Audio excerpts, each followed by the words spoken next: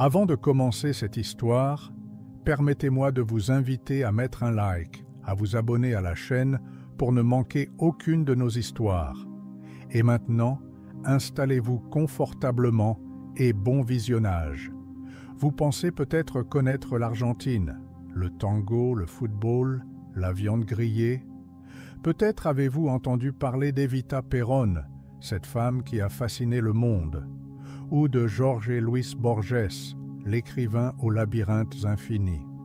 Mais connaissez-vous vraiment l'histoire de ce pays étrange, ce pays qui était autrefois l'un des plus riches du monde et qui est devenu un symbole d'échec économique?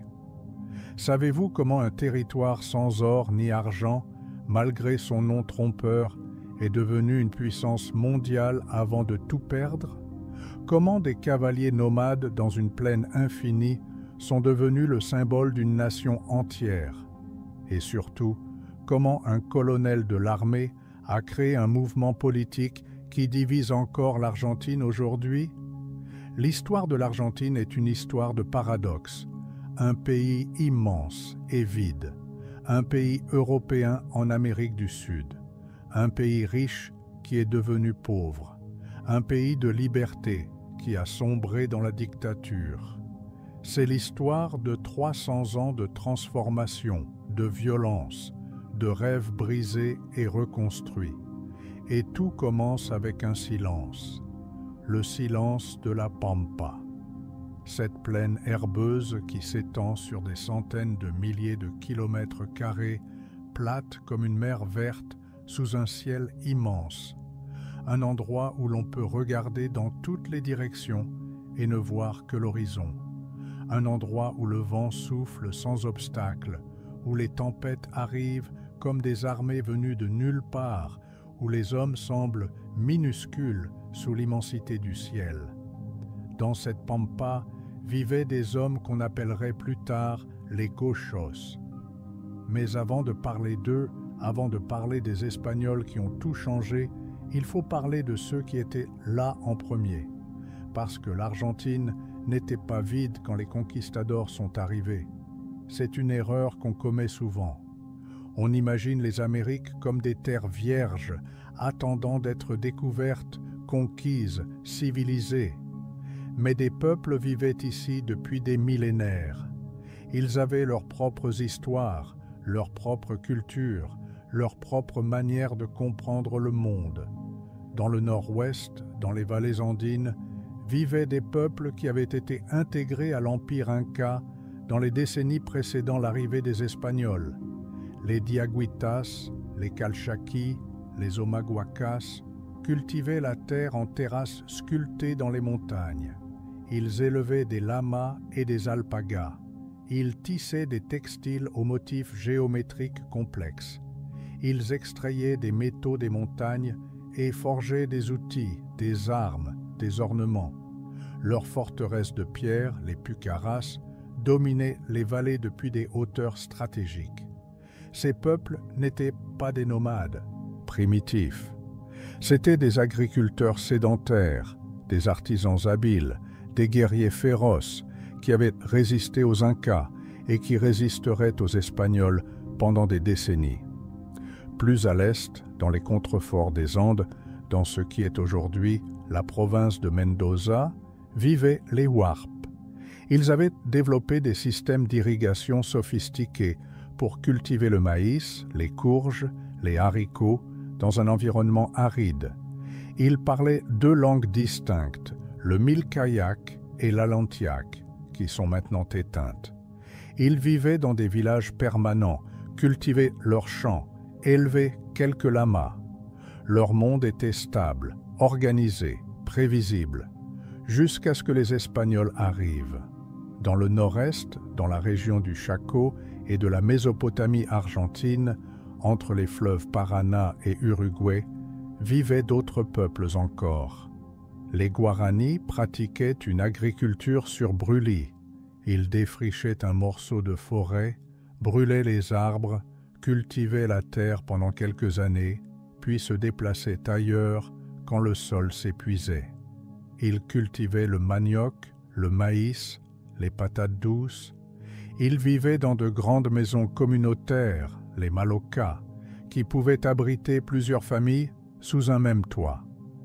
Leur société était moins hiérarchisée que celle des peuples andins. Ils n'avaient pas de roi ni d'empire, mais ils avaient leur chef, leur chaman, leurs guerriers. Ils faisaient la guerre aux tribus voisines, prenaient des prisonniers, parfois les mangeaient dans des rituels complexes. Et puis, il y avait la Pampa, cette immense plaine qui couvrait le cœur de ce qui allait devenir l'Argentine. Avant l'arrivée des Espagnols, avant l'arrivée des chevaux, la Pampa était un endroit difficile. Les peuples qui y vivaient étaient des chasseurs-cueilleurs nomades. Les Querandis, les Tehuelches, les Pampas parcouraient ces terres en suivant les migrations des Guanacos, ces camélidés sauvages, cousins des lamas. Ils chassaient aussi les Nandous, ces grandes autruches américaines qui couraient plus vite qu'un homme. Ils récoltaient des racines, des graines, des œufs. Ils pêchaient dans les rivières et les lagunes. Ils vivaient en petits groupes mobiles, sous des tentes faites de peaux d'animaux. Ils ne construisaient rien de permanent. Ils ne cultivaient rien. Leur richesse, c'était leur connaissance intime du territoire, leur capacité à trouver de l'eau dans un paysage apparemment uniforme, à lire les signes du temps, à survivre dans cet espace où un étranger mourrait en quelques jours. Ces peuples n'avaient pas d'écriture. Ils ne laissaient pas de monuments de pierre. Leur histoire était transmise oralement, de génération en génération, dans des récits qui expliquaient l'origine du monde, des animaux, des hommes. Et cette histoire orale a presque entièrement disparu avec eux. Les Espagnols sont arrivés dans ce monde au début du XVIe siècle. Ils venaient de conquérir le Mexique et le Pérou. Ils avaient trouvé là-bas des empires riches, des villes pleines d'or, des peuples qui cultivaient la terre et payaient des tributs. Ils s'attendaient à la même chose partout. Mais le Rio de la Plata, le fleuve de l'argent, les a déçus. Il n'y avait pas d'argent ici, pas d'or non plus. Juste de l'herbe, du vent et des Indiens qui refusaient de se soumettre. Pedro de Mendoza, un noble espagnol malade de la syphilis, a mené la première grande expédition au Rio de la Plata. En 1536, il a fondé un petit établissement qu'il a nommé Nuestra Señora Santa María del Buen Aire, Notre-Dame Sainte-Marie du Bon Air. C'était un nom plein d'espoir, une prière pour des vents favorables. Mais la réalité a été brutale. Les Querandis, qui habitaient la région, ont d'abord été curieux de ces étrangers barbus qui arrivaient sur d'énormes bateaux. Ils ont accepté de commercer avec eux, leur apportant du poisson, de la viande de guanaco. Mais les Espagnols voulaient plus. Ils voulaient que les Indiens travaillent pour eux, qu'ils leur apportent de la nourriture régulièrement, gratuitement. Ils pensaient, comme partout en Amérique, qu'ils pouvaient simplement prendre, que c'était leur droit de conquistador. Les Querandis ont réagi. Ils ont cessé d'apporter de la nourriture. Puis ils ont commencé à attaquer. Les Espagnols, enfermés dans leur petit fort, se sont retrouvés assiégés.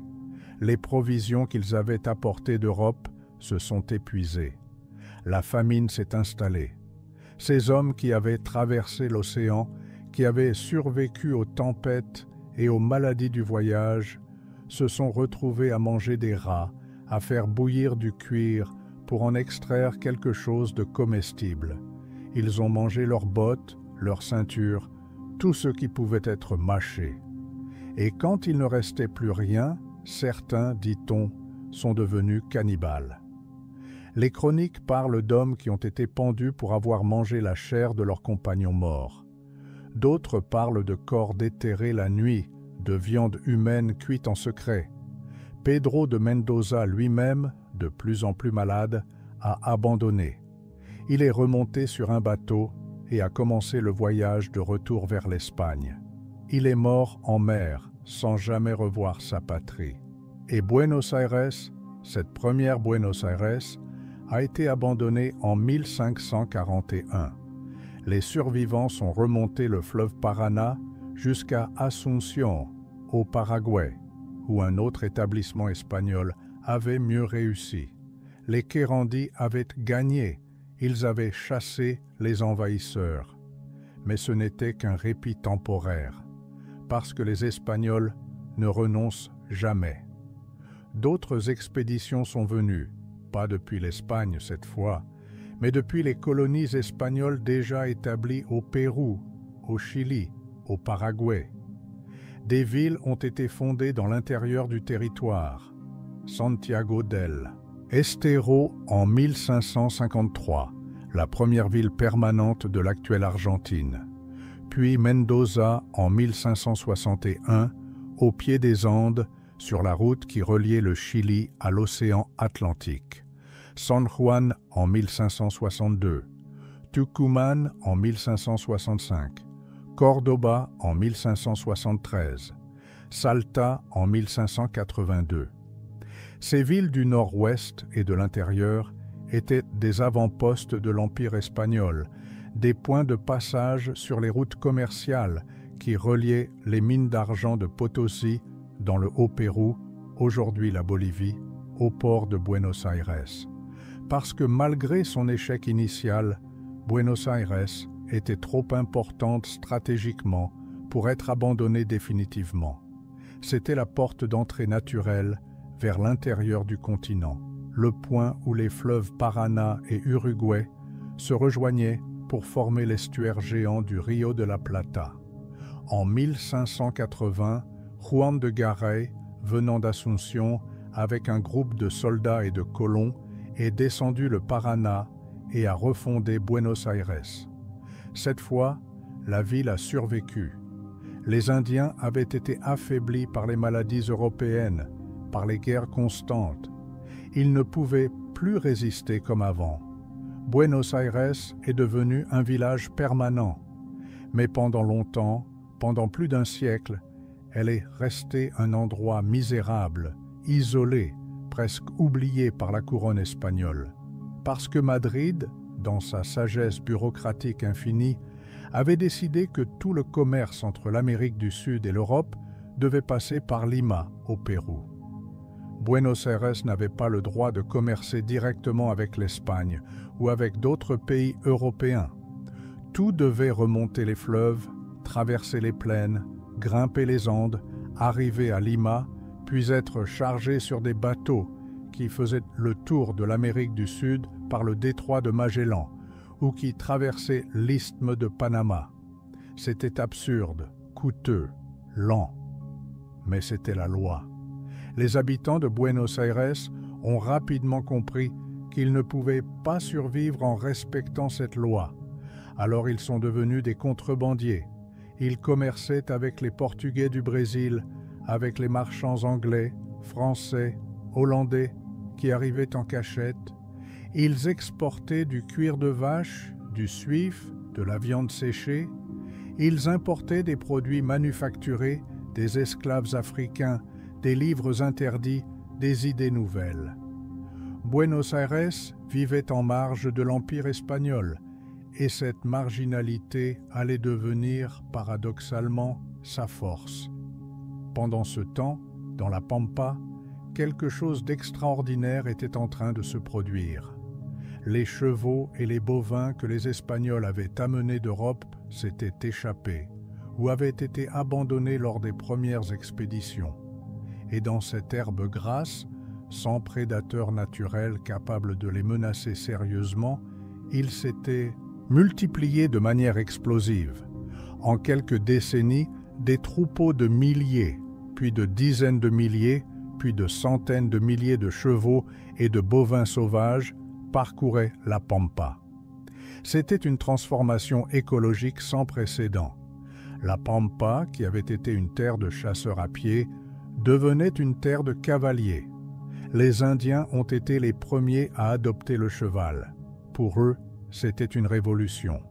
Avec le cheval, ils pouvaient chasser plus efficacement, voyager plus vite, transporter plus de charges, faire la guerre avec une puissance nouvelle et terrible. Les Tehuelche de Patagonie, les Pampas, les Araucans venus du Chili sont devenus des cavaliers extraordinaires, peut-être les meilleurs du monde. Ils pouvaient monter à cheval avant de savoir marcher. Ils pouvaient attraper un cheval sauvage au lasso en plein galop, le dresser en quelques jours, le monter sans selle ni bride, en le guidant simplement avec leur poids, leurs jambes, leur voix. Ils pouvaient tirer des flèches avec une précision mortelle tout en galopant. Ils pouvaient se cacher entièrement derrière le corps de leur cheval pour éviter les balles ennemies. Ils étaient devenus invincibles dans leur élément. Mais il y avait aussi d'autres hommes qui adoptaient le cheval et apprenaient à vivre dans la pampa.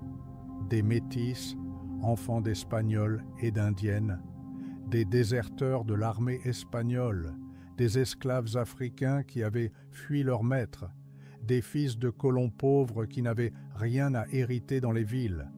Ces hommes sont partis dans la pampa, ils ont commencé à chasser les bovins sauvages, les cimarrones, pour leur cuir. C'était un travail dur, dangereux, mais libre. Personne ne leur disait quoi faire, quand se lever, où aller. Personne ne leur demandait de papiers, de taxes, d'obéissance à un maître. Ils vivaient sous les étoiles, dormaient sur leur selle, mangeaient de la viande grillée sur un feu de bois ou de bouse séchée. Ils ne possédaient presque rien, mais ils étaient libres. C'étaient les premiers gauchos. Le mot lui-même est enveloppé de mystère. Certains étymologistes pensent qu'il vient du quechua, la langue des Incas, d'un mot qui signifiait orphelin, vagabond, homme sans attache. D'autres croient qu'il dérive d'un terme arabe passé en espagnol andalou. D'autres encore suggèrent des origines indiennes locales, peu importe vraiment. Le mot a pris un sens nouveau, unique dans la pampa. Un gaucho, c'était un homme qui vivait libre dans les plaines, qui ne reconnaissait aucun maître, qui ne possédait presque rien, mais qui possédait l'essentiel, son honneur, son courage, sa liberté, son cheval. Les autorités coloniales voyaient les gauchos d'un tout autre œil. Pour elles, c'étaient des vagabonds, des voleurs de bétail, des hommes dangereux qui échappaient au contrôle de l'État et de l'Église. Des lois ont été promulguées pour les forcer à travailler dans les estancias, les grandes propriétés qui commençaient à se former autour de Buenos Aires et dans l'intérieur. On exigeait des gauchos qu'ils portent une papeleta, un permis de travail signé par un employeur.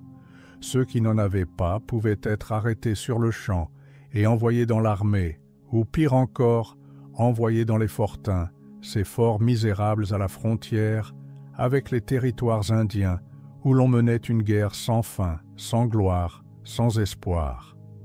Mais la pampa était immense.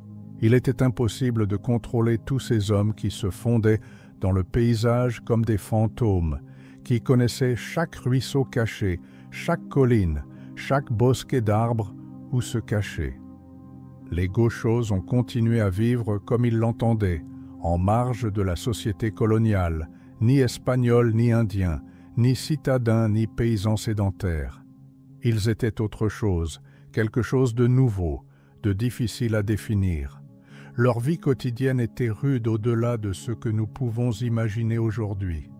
Ils se levaient avant l'aube, dans le froid glacial des matinées d'hiver ou la chaleur déjà oppressante de l'été.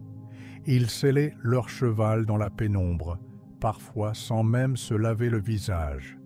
Ils parcouraient des dizaines de kilomètres chaque jour pour rassembler le bétail, marquer les veaux au fer rouge, castrer les jeunes taureaux avec un simple couteau.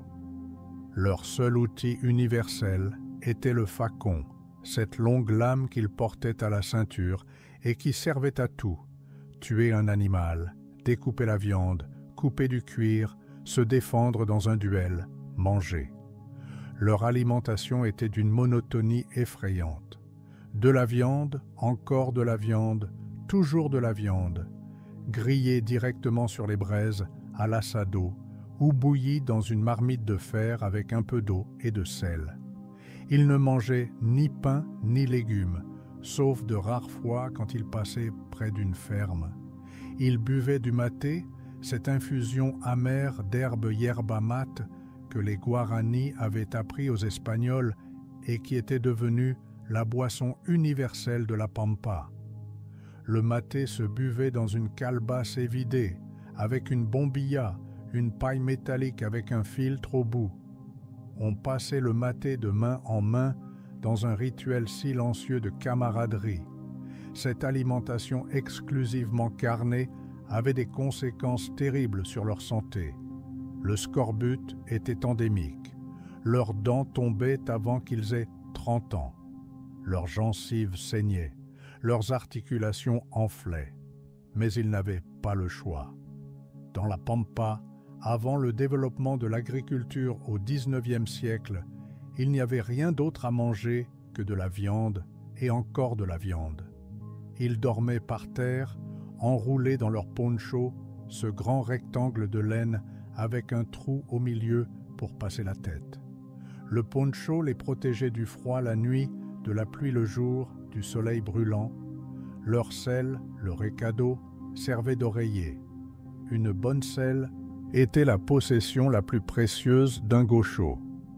Faite de plusieurs couches de cuir travaillées avec soin, doublée de peau de mouton pour le confort, décorée parfois d'argent si le gaucho avait de l'argent, la selle représentait des mois de travail, des années d'économie. Un gaucho pouvait perdre tout le reste, ses vêtements, son poncho, même son couteau, mais jamais sa selle. Les gauchos parlaient peu. Les mots étaient rares dans la Pampa où l'on pouvait passer des jours sans voir une autre âme humaine. On communiquait par gestes, par regards, par le langage du corps et du cheval. Mais quand ils se réunissaient à une pulperia, ce magasin général qui servait aussi de bar et de lieu de rencontre, ou autour d'un feu de camp, ils devenaient soudain loquaces. Ils racontaient des histoires, des légendes de gauchos légendaires, de chevaux impossibles à dompter, de duels sanglants, de trésors cachés. Et surtout, ils chantaient. Les gauchos étaient des poètes improvisés. Ils organisaient des payadas, ces joutes poétiques où deux hommes rivalisaient d'imagination en improvisant des vers tout en s'accompagnant à la guitare. Ils chantaient leurs amours impossibles, leurs peines infinies, la beauté cruelle de la Pampa, la mort qui rôdait toujours, la nostalgie d'un endroit ou d'un temps qu'ils ne pouvaient pas nommer. Leurs chansons étaient tristes, mélancoliques, pleines d'une nostalgie existentielle. Ils pleuraient quelque chose qu'ils n'avaient jamais perdu parce qu'ils ne l'avaient jamais eu. Les femmes étaient rares dans ce monde d'hommes. Quelques chinas, ces femmes métisses qui vivaient dans les estancias ou suivaient parfois les hommes dans la Pampa. Mais la plupart du temps, les gauchos vivaient entre eux, dans une camaraderie rude, silencieuse, où l'homosexualité était taboue, mais probablement pas rare, même si jamais mentionné. Quand ils avaient de l'argent, gagné en vendant des cuirs ou en travaillant temporairement dans une estancia, les gauchos allaient à la pulperia. Là, ils buvaient de l'aguardiente, de l'eau de vie qui brûlait la gorge et réchauffait le ventre. Ils jouaient aux cartes, au truco, ce jeu de bluff et de hasard. Ils se battaient. Les duels au couteau étaient fréquents, déclenchés par un mot de travers, un regard, une femme, parfois pour rien du tout. On se battait en silence, sans témoins si possible, chacun avec son facon, dans un cercle tracé sur le sol qu'on ne devait pas franchir. Le combat durait jusqu'à ce que l'un des deux tombe, blessé ou mort. Le survivant disparaissait dans la Pampa. Justice n'était jamais rendue parce qu'il n'y avait pas de justice dans la Pampa, seulement le code non écrit du courage et de l'honneur. Mais il ne faut pas idéaliser les gauchos. Ils n'étaient pas des héros romantiques. Beaucoup étaient brutaux, violents, alcooliques. Ils traitaient les Indiens avec mépris quand ils ne les combattaient pas dans des raids sanglants. Ils participaient aux vaquerias, ces expéditions pour massacrer les bovins sauvages par milliers, juste pour prendre les cuirs et laisser pourrir la viande. Ils enlevaient des femmes indiennes lors de raids, les violaient, les gardaient comme concubines ou les abandonnaient. Ils volaient du bétail des estancias, ce qu'on appelait le abigueato, et revendaient les cuirs aux contrebandiers. La Pampa n'était pas un paradis pastoral. C'était un espace dur, impitoyable, violent, où la loi du plus fort régnait et où la vie humaine avait peu de valeur. Pourtant, quelque chose d'essentiel, quelque chose de profondément argentin s'est cristallisé dans la figure du gaucho. Une idée de liberté absolue, de vie sans contrainte sociale, d'homme qui ne doit rien à personne, qui ne s'incline devant aucun pouvoir. Cette idée allait devenir centrale dans l'imaginaire argentin, même quand les gauchos réels auraient disparu, transformés en péons exploités ou en fantômes de musées. Pendant le XVIIIe siècle, le monde colonial changeait lentement. L'Espagne, affaiblie par des guerres incessantes en Europe, essayait de réformer son empire américain pour en extraire plus de richesses. Les réformes bourboniennes visaient à centraliser le pouvoir, à augmenter les taxes, à contrôler plus étroitement le commerce. En 1776, la couronne espagnole a créé la vice-royauté du Rio de la Plata, séparant cette région de la vice-royauté du Pérou et établissant Buenos Aires comme capitale. C'était une reconnaissance tardive, mais importante de la croissance économique et stratégique de cette région. Buenos Aires n'était plus un village oublié. Au XVIIIe siècle, elle était devenue un port majeur, une porte d'entrée vers l'intérieur du continent. Le commerce légal s'est développé, même si la contrebande restait plus importante. La ville a grandi rapidement. Des édifices publics ont été construits. Le cabildo, la mairie coloniale, la cathédrale, des couvents, des églises. Des rues ont été pavées, des places aménagées. Une élite commerciale s'est enrichie, une élite de marchands, d'exportateurs de cuir et de viande salée, d'importateurs de produits européens et d'esclaves africains. Cette élite créole commençait à avoir ses propres idées sur la manière dont les choses devaient être gouvernées. Ces hommes lisaient. Les idées des Lumières européennes arrivaient à Buenos Aires, malgré la censure. Les livres de Rousseau, de Montesquieu, de Voltaire circulaient en contrebande. Les nouvelles de la Révolution française en 1789, de l'indépendance des États-Unis en 1776, parvenaient à Buenos Aires avec quelques mois de retard, et ces idées commençaient à germer dans les esprits éduqués. Pourquoi l'Amérique devrait-elle être gouvernée depuis Madrid, depuis l'autre côté de l'océan? Pourquoi les Américains nés en Amérique, les créoles, devraient-ils être traités comme des citoyens de seconde zone, exclus des postes importants de l'administration coloniale, taxés pour enrichir une métropole lointaine qui ne leur donnait presque rien en retour? En 1806 et 1807, deux événements ont changé tout. Les Britanniques, en guerre contre l'Espagne alliée de Napoléon, ont décidé de conquérir Buenos Aires. 2 fois, des forces expéditionnaires britanniques ont débarqué avec des troupes régulières, bien entraînées et bien équipées. La première fois, en juin 1806, les Britanniques ont facilement vaincu les faibles forces espagnoles et ont occupé la ville pendant 46 jours. Mais les habitants de Buenos Aires, créoles et espagnols ensemble, ont organisé la résistance. Santiago de Liniers, un officier français au service de l'Espagne, a mené une contre-attaque depuis Montevideo. Les Britanniques ont été chassés. La deuxième invasion, en juin 1807, a été plus importante. Cette fois, les Britanniques ont débarqué près de 10 000 soldats, mais Buenos Aires était préparé. Des milices locales avaient été organisées et armées. Quand les Britanniques ont essayé d'avancer dans les rues étroites de la ville, ils ont été attaqués de toutes parts. Des hommes tiraient depuis les toits, des femmes versaient de l'huile bouillante depuis les balcons, des enfants lançaient des pierres. Après des combats sanglants, les Britanniques ont été vaincus et forcés de capituler. C'était une révélation extraordinaire. Les habitants de Buenos Aires avaient découvert qu'ils pouvaient se défendre seuls, qu'ils n'avaient pas besoin de la protection espagnole qui s'était révélée inexistante. Ils avaient pris les armes, s'étaient organisés, avaient vaincu une puissance européenne majeure. Cette victoire leur avait donné une confiance immense en eux-mêmes et des idées dangereuses pour l'ordre colonial.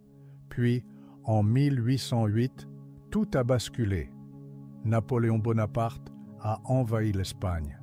Le roi Ferdinand VII a été fait prisonnier et emmené en France. Joseph Bonaparte, le frère de Napoléon, a été placé sur le trône espagnol comme un roi fantoche. L'Espagne a sombré dans le chaos. Une guerre d'indépendance sanglante contre les Français a commencé. Dans toute l'Amérique espagnole, la même question s'est posée avec une urgence soudaine. À qui devait-on obéissance maintenant? À un roi prisonnier qui ne pouvait plus gouverner, à un usurpateur français que personne ne reconnaissait comme légitime, aux juntes qui se formaient en Espagne pour résister aux Français, ou à personne sinon à soi-même. À Buenos Aires, les créoles ont saisi cette opportunité historique. En mai 1810, pendant une semaine de tensions croissantes, de réunions secrètes, de débats passionnés, ils ont organisé un Cabildo Abierto, une assemblée municipale ouverte, le 22 mai. Là, après des heures de discussion, ils ont destitué le vice-roi Baltasar Hidalgo de Cisneros et ont formé une junte gouvernementale composée de créoles locaux. Ce n'était pas encore, officiellement, une déclaration d'indépendance. On prétendait agir au nom du roi Ferdinand prisonnier, en attendant son retour. Mais tout le monde savait que c'était le début de quelque chose d'irréversible, le premier pas vers l'indépendance. La révolution de mai 1810 a déclenché une série de guerres qui allait durer 15 ans et transformer complètement la région. Parce que l'Espagne, une fois débarrassée de Napoléon en 1814, n'allait pas abandonner son empire américain sans combattre, et parce que, en Amérique du Sud même, tout le monde n'était pas d'accord sur ce que signifiait l'indépendance et sur qui devait gouverner dans ce nouveau monde sans roi. Les armées révolutionnaires se sont formées rapidement, presque improvisées au début. Mais qui allait les composer? Pas seulement les avocats et commerçants de Buenos Aires qui avaient organisé la junte et qui passaient leur temps à écrire des proclamations et à débattre de constitutions. Il fallait des soldats, des hommes qui savaient se battre, qui savaient monter à cheval, qui n'avaient pas peur de tuer et de mourir. Et c'est là que les gauchos sont entrés dans l'histoire politique de l'Argentine.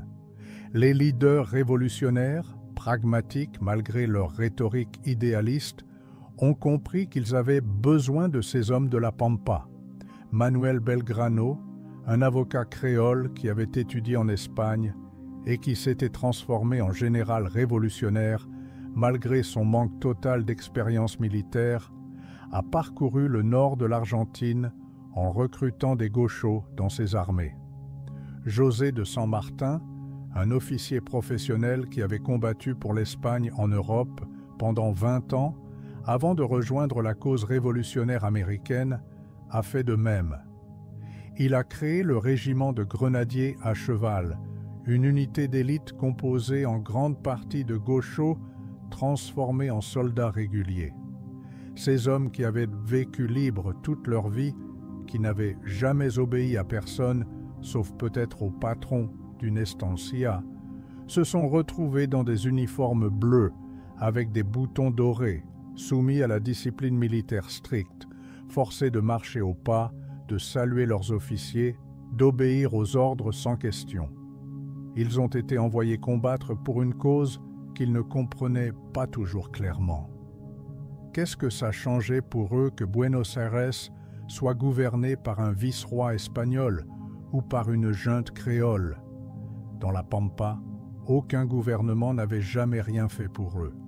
Mais ils ont combattu quand même, parce qu'on leur avait promis la terre après la victoire, parce qu'on leur avait dit qu'ils se battaient pour la liberté, un mot qu'ils comprenaient à leur manière, parce que c'était mieux que de crever de faim dans la Pampa ou de se faire attraper par les patrouilles qui enlevaient les vagabonds pour les envoyer de force dans l'armée, ou simplement parce qu'ils aimaient se battre, que la violence était ce qu'ils connaissaient le mieux. Les batailles ont été brutales au-delà de ce que l'on peut imaginer. À Tucumán, le 24 septembre 1812, l'armée révolutionnaire de Belgrano, largement composée de milices locales et de gauchos à peine entraînés, a vaincu une armée royaliste professionnelle venue du Pérou. Les cavaliers gauchos ont chargé encore et encore contre les lignes d'infanterie espagnoles, sabrant avec leurs lances, renversant les hommes, piétinant les blessés sous les sabots de leurs chevaux. À Salta, le 20 février 1813, une autre victoire décisive a consolidé le contrôle révolutionnaire du nord-ouest argentin. Mais dans le Haut-Pérou, aujourd'hui la Bolivie, les armées révolutionnaires ont été repoussées à chaque fois.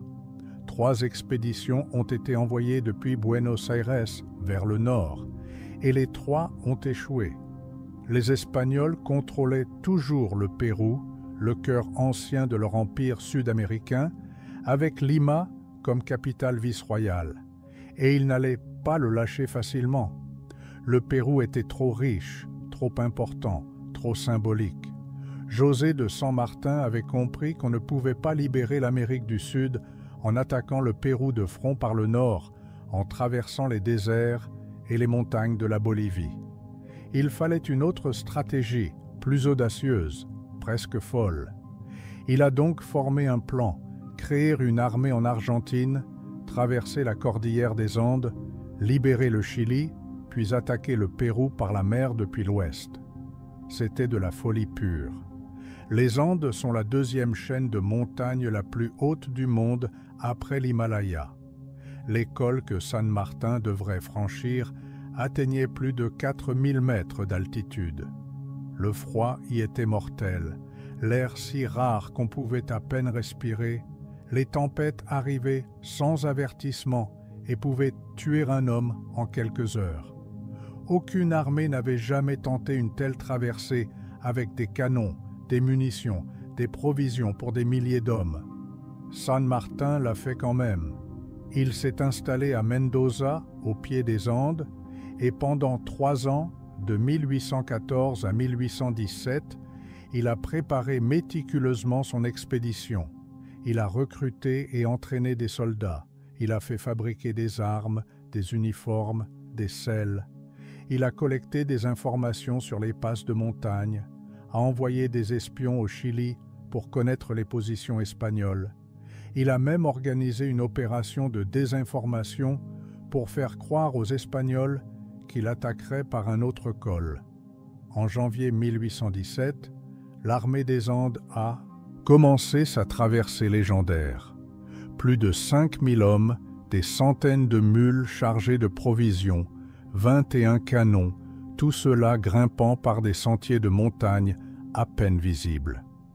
Beaucoup de ces soldats étaient des gauchos qui n'avaient jamais vu de montagne de leur vie, qui venaient de la pampa plate comme une mer. Soudain, ils se trouvaient à grimper des pentes vertigineuses, à dormir dans la neige, à voir leurs camarades tomber morts du mal des montagnes ou du froid. Les mules mouraient par dizaines, les hommes aussi. Mais San Martin continuait, implacable, les poussant toujours plus haut, toujours plus loin. Après 3 semaines d'une marche épuisante qui est entrée dans la légende, l'armée est descendue dans les vallées chiliennes. Les Espagnols, qui n'avaient pas cru possible une telle traversée en plein été austral, n'étaient pas préparés. Le 12 février 1817, à la bataille de Chacabuco, San Martín a écrasé l'armée royaliste chilienne. Santiago du Chili a été libéré 2 jours plus tard. Puis, après une défaite temporaire à Cancha Rayada, qui a failli tout compromettre, la victoire décisive est venue le 5 avril 1818 à Maipú. L'indépendance du Chili était scellée. San Martín était devenu le Libertador, le libérateur, un héros vénéré. Mais pendant que San Martín combattait dans les Andes et au Chili, l'Argentine elle-même sombrait dans le chaos et la guerre civile.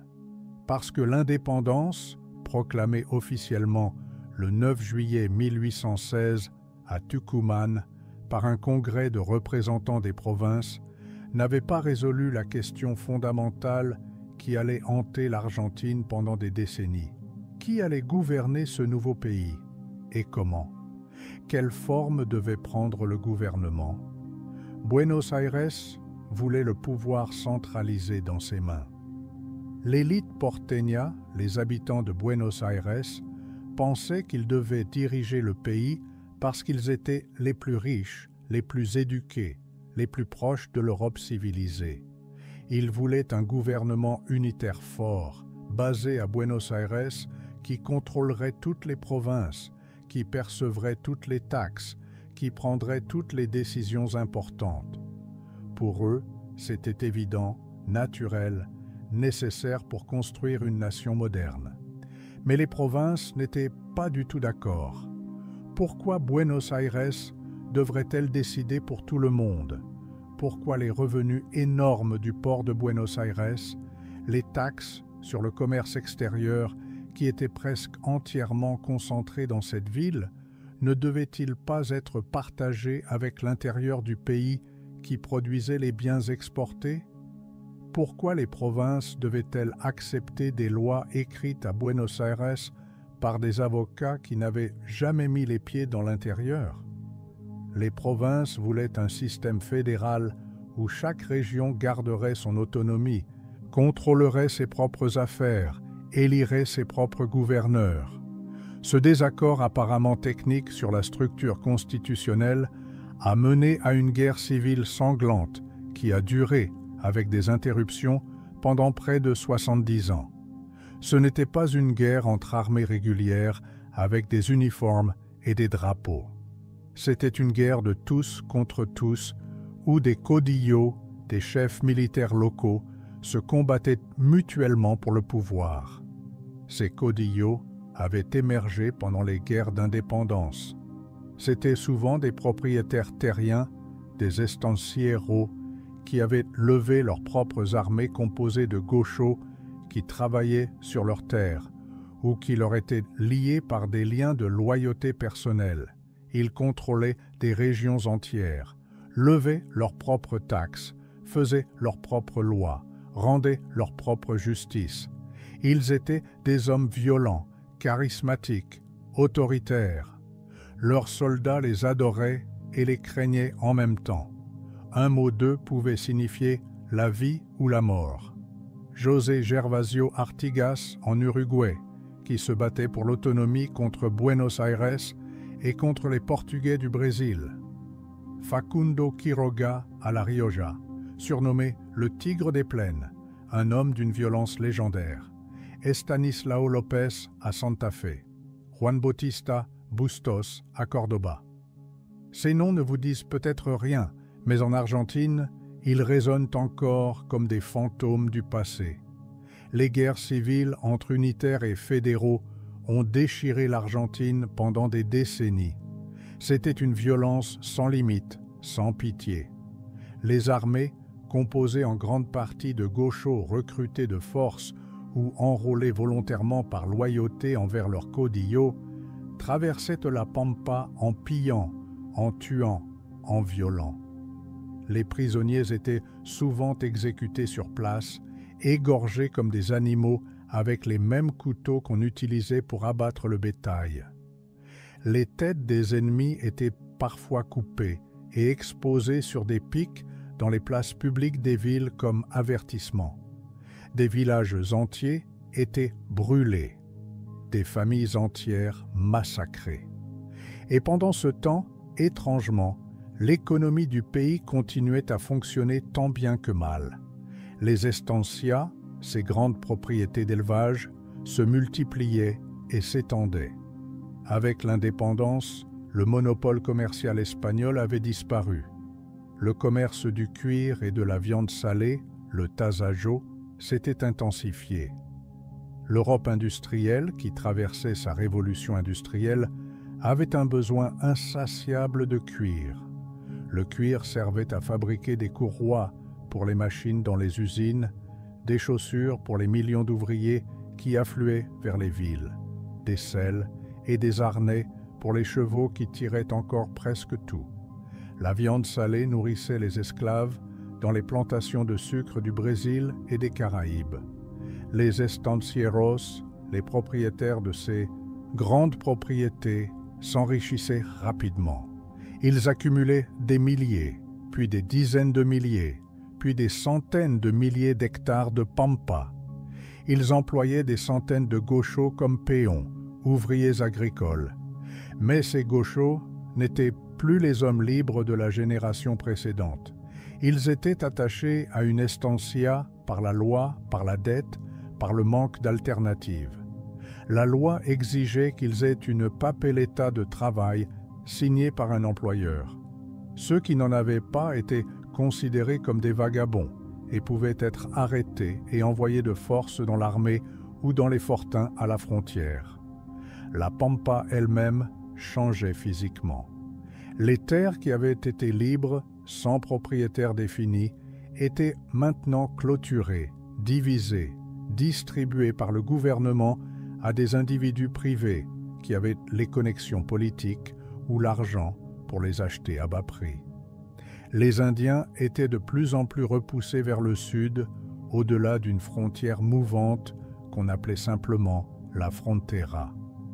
Des lignes de fortins, des forts militaires primitifs, étaient construits pour protéger les estancias contre les raids indiens qui continuaient sans cesse.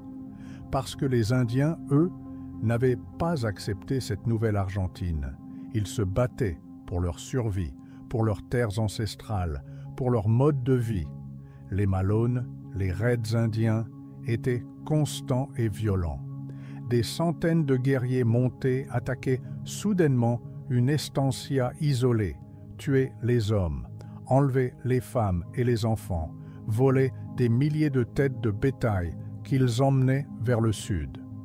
Les captifs, les cautivos, étaient intégrés dans les tribus indiennes, les femmes devenant des épouses, les enfants élevés comme des Indiens. Les expéditions punitives organisées par les estancieros et le gouvernement étaient tout aussi brutales. On ne faisait pas de prisonniers masculins adultes. On tuait les hommes, on capturait les femmes et les enfants qu'on ramenait et qu'on vendait comme domestiques ou qu'on distribuait à des familles blanches pour les civiliser. C'était un cycle de violence sans fin qui ne pouvait se terminer que par l'anéantissement complet de l'un des deux côtés. C'est dans ce contexte chaotique et sanglant qu'est apparu Juan Manuel de Rosas, l'homme qui allait dominer l'Argentine pendant plus de 20 ans et marquer profondément l'histoire du pays. Rosas était un estanciero, un grand propriétaire terrien de la province de Buenos Aires. Il était né en 1793 dans une famille de l'élite créole. Jeune homme, il avait appris à gérer les estancias familiales, à commander les gauchos, à survivre dans la pampa. Il était un cavalier exceptionnel, capable de dompter les chevaux les plus sauvages.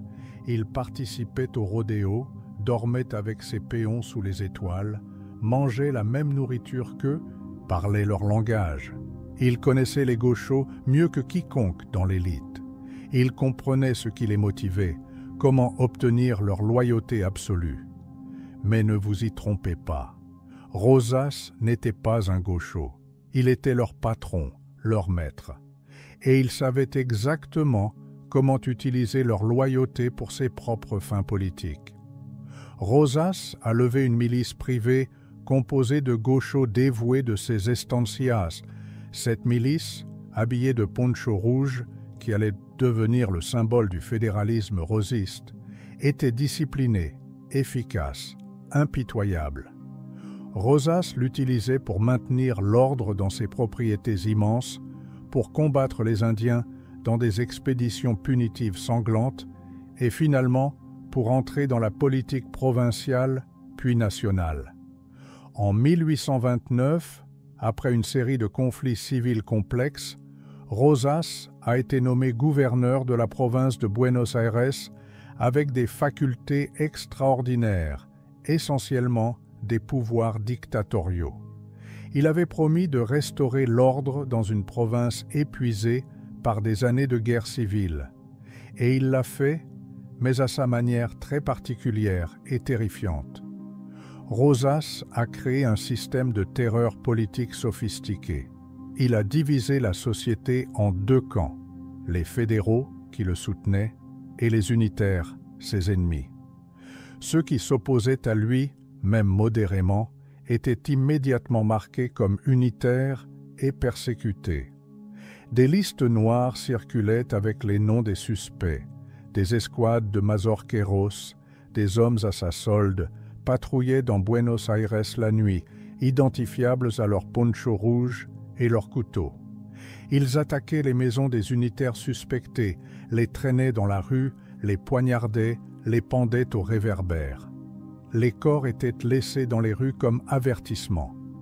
Les victimes étaient souvent mutilées de manière horrible, leurs oreilles coupées, leur sang utilisé pour peindre des slogans politiques sur les murs blancs des maisons. Mais Rosas avait aussi un soutien massif. Les gauchos le vénéraient presque religieusement parce qu'il était, ou prétendait être, l'un des leurs. Il portait le costume gaucho, participait au rodéo, parlait comme eux. Les estancieros le soutenaient parce qu'il protégeait leurs intérêts économiques et maintenait l'ordre dans les campagnes en contrôlant les gauchos. Les gens ordinaires de Buenos Aires, fatigués de décennies de guerre civile, voulaient la stabilité à tout prix, même si cela signifiait vivre sous une dictature sanglante.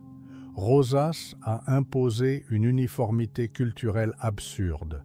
Tout le monde devait porter du rouge, la couleur fédérale. Porter du bleu, la couleur des unitaires, pouvait être mortel, un motif d'arrestation et de torture. Toutes les lettres, tous les documents officiels, même les plus banals, devaient commencer et se terminer par des formules obligatoires comme « mort aux unitaires »,« sauvage » ou « vive la Sainte Fédération ».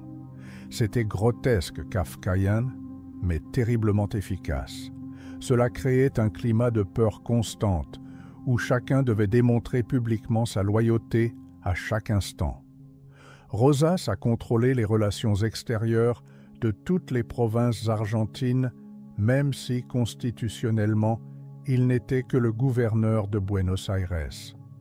Il a refusé obstinément d'écrire une constitution nationale.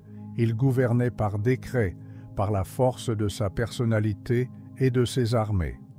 Il a bloqué le fleuve Paraná pour empêcher le commerce français et britannique avec les provinces de l'intérieur, ce qui a mené à des interventions militaires européennes.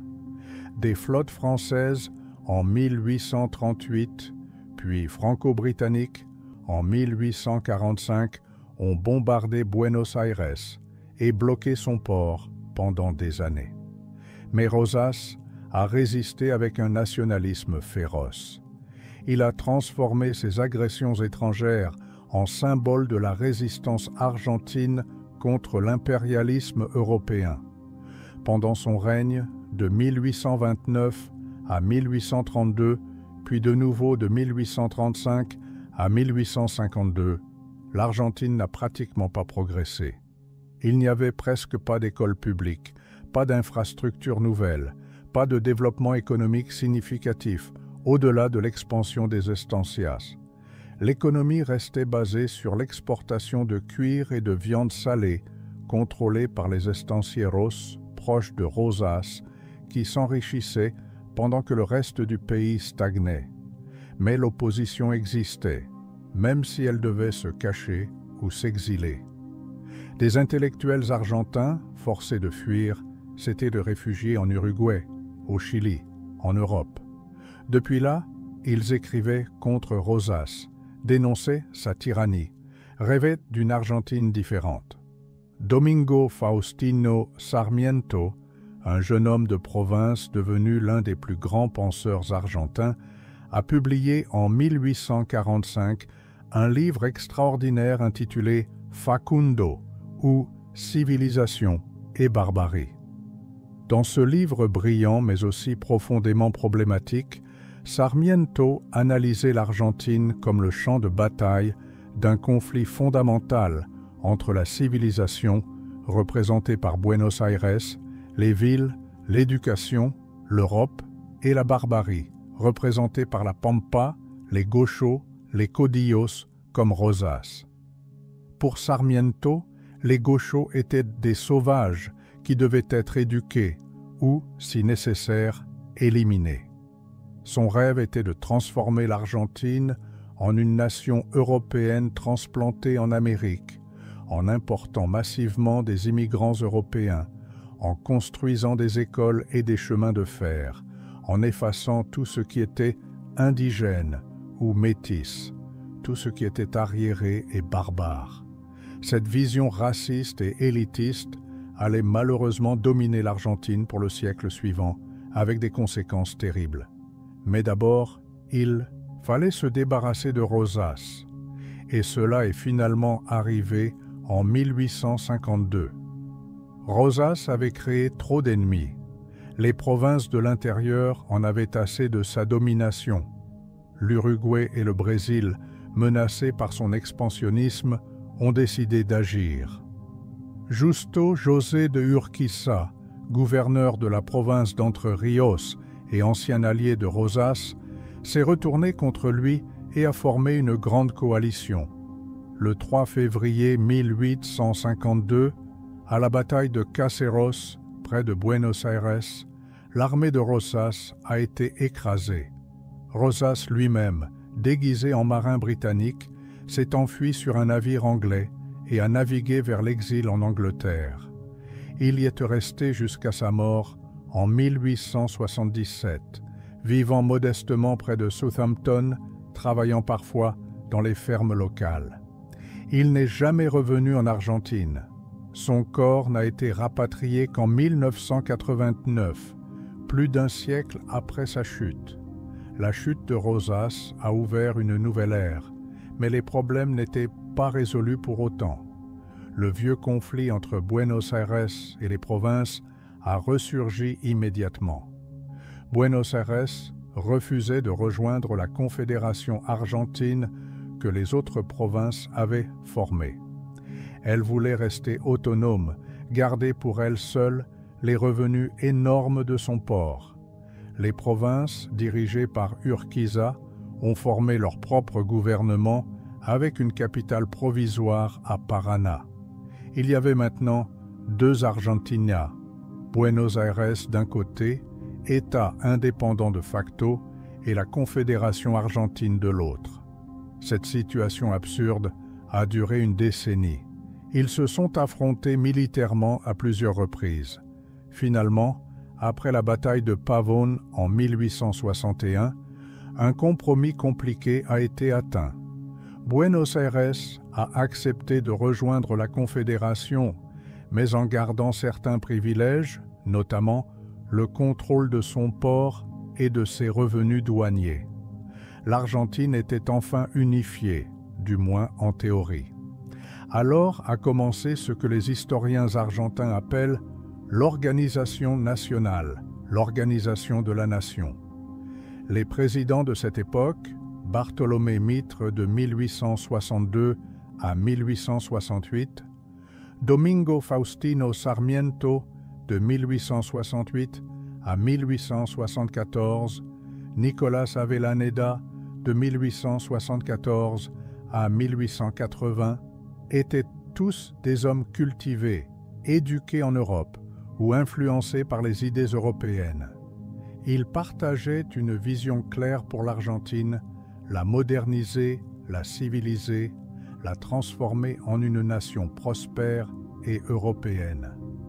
Leur premier grand projet a été l'éducation. Sarmiento, qui est devenu président après avoir été ambassadeur aux États-Unis, où il avait étudié le système éducatif américain, a créé des milliers d'écoles primaires dans tout le pays. Il a fait venir des centaines d'enseignants d'Europe et des États-Unis, surtout des femmes, pour enseigner dans ces nouvelles écoles. Il a établi le principe de l'éducation publique gratuite et obligatoire. Des bibliothèques ont été ouvertes dans les villes et les villages. Des musées ont été créés. Des observatoires astronomiques ont été construits. Sarmiento croyait passionnément que l'éducation était la clé de tout, qu'un peuple éduqué serait un peuple prospère et libre. Le deuxième grand projet a été le chemin de fer. La première ligne de chemin de fer argentine avait été inaugurée en 1857, reliant Buenos Aires à la banlieue de Flores sur seulement 10 kilomètres. C'était un début modeste, mais symbolique. Des compagnies britanniques, attirées par les profits potentiels énormes, ont investi massivement dans le réseau ferroviaire argentin dans les décennies suivantes. Des milliers et des milliers de kilomètres de voies ont été posés, rayonnant de Buenos Aires vers toutes les directions comme une toile d'araignée géante. Le train a révolutionné l'économie argentine. Maintenant, on pouvait transporter rapidement du bétail vivant depuis la pampa profonde jusqu'aux abattoirs de Buenos Aires. On pouvait exporter du blé depuis Cordoba, depuis Santa Fe, depuis les provinces de l'intérieur. Les provinces autrefois isolées, accessibles seulement après des semaines de voyage en chariot, étaient maintenant connectées. Mais le troisième grand projet de cette génération de dirigeants a été le plus sinistre et le plus sanglant. On l'appelle pudiquement la Conquista del Desierto, la conquête du désert. C'était un euphémisme grotesque. Il n'y avait pas de désert. Il y avait des Indiens, des dizaines de milliers d'Indiens qui vivaient dans la Patagonie et dans les territoires au sud de Buenos Aires. Et le gouvernement argentin, soutenu par les estancieros qui voulaient ces terres pour étendre leurs propriétés, a décidé de les éliminer définitivement. En 1879, le général Julio Argentino Roca, qui allait devenir président l'année suivante, a mené une campagne militaire massive et systématique contre les Indiens. 6 colonnes de soldats, totalisant plus de 8000 hommes équipés de fusils modernes, Remington, d'artillerie, de mitrailleuses, ont avancé simultanément vers le sud, balayant tout sur leur passage. C'était un génocide planifié et exécuté avec une efficacité militaire moderne. Les villages indiens ont été brûlés. Les hommes ont été massacrés par milliers. Les femmes et les enfants ont été capturés et emmenés vers le nord. Les Indiens, avec leurs lances, leurs boleadoras, leurs flèches, ne pouvaient absolument rien contre les fusils à répétition et les canons. C'était un massacre à sens unique. Les survivants, environ 20 000 personnes selon les estimations, ont été envoyés dans des camps de concentration temporaire, où beaucoup sont morts de maladie, de faim, de désespoir. Les enfants ont été systématiquement arrachés à leur mère et distribués comme domestiques à des familles blanches de Buenos Aires et d'ailleurs. Les femmes ont été données comme servantes ou concubines. Les hommes considérés comme dangereux ont été exécutés ou envoyés travailler comme esclaves virtuels dans les plantations de sucre du Nord. Roca est devenu un héros national. Des statues ont été érigées en son honneur dans tout le pays. Des villes, des places, des rues portent encore aujourd'hui son nom. Il a été élu président 2 fois et a gouverné l'Argentine à travers d'autres présidents qu'il contrôlait. La conquête du désert a ouvert environ 15 millions d'hectares de nouvelles terres à la colonisation et à l'élevage. Mais ces terres n'ont pas été distribuées équitablement aux immigrants pauvres ou aux petits fermiers comme on l'avait promis. Elles ont été vendues à bas prix ou simplement données aux estancieros déjà riches, aux généraux qui avaient participé à la campagne, aux politiciens bien connectés. La concentration de la propriété de la terre en Argentine, déjà très élevée, est devenue l'une des plus inégales au monde. Quelques centaines de familles possédaient la majeure partie de la pampa fertile, et ces terres allaient devenir extraordinairement précieuses dans les décennies suivantes, parce que l'Europe avait faim. L'Europe de la fin du XIXe siècle, industrialisée, urbanisée, avec ses villes surpeuplées pleines d'ouvriers d'usines, avait besoin de nourriture en quantité énorme. Et l'Argentine, avec sa pampa immense et fertile, son climat tempéré parfait, était idéalement placée pour devenir le grenier et la boucherie de l'Europe. L'invention du bateau frigorifique en 1877 par l'ingénieur français Charles Tellier a changé complètement l'économie argentine. Avant cette invention, on ne pouvait exporter que de la viande salée, le tasajo, un produit de qualité inférieure destiné à nourrir les esclaves. La viande fraîche pourrissait pendant le long voyage vers l'Europe. Mais maintenant, avec les chambres frigorifiques, on pouvait transporter de la viande congelée depuis l'Argentine jusqu'en Europe sans qu'elle se gâte. En 1877, le premier chargement expérimental de viande congelée argentine est arrivé au Havre, en France. C'était un succès complet. La viande était parfaitement conservée, consommable, délicieuse même. La demande a explosé littéralement. Des frigorifiques, des abattoirs industriels géants équipés de chambres froides et de machines modernes ont été construits à Buenos Aires, à Rosario, à Bahía Blanca, à La Plata. Des compagnies britanniques comme Liebig, Veste, Swift ont investi massivement. Des compagnies argentines aussi. Ces frigorifiques employaient des milliers d'ouvriers qui travaillaient dans des conditions terribles, dans le froid constant, avec des accidents fréquents pour des salaires misérables. Mais ils produisaient des millions de tonnes de viande congelée qui partaient vers l'Europe chaque année. Le blé aussi est devenu une exportation majeure. La Pampa avait un climat quasi parfait pour le blé, un sol fertile, des terres immenses et plates, faciles à cultiver avec les machines modernes qui commençaient à arriver.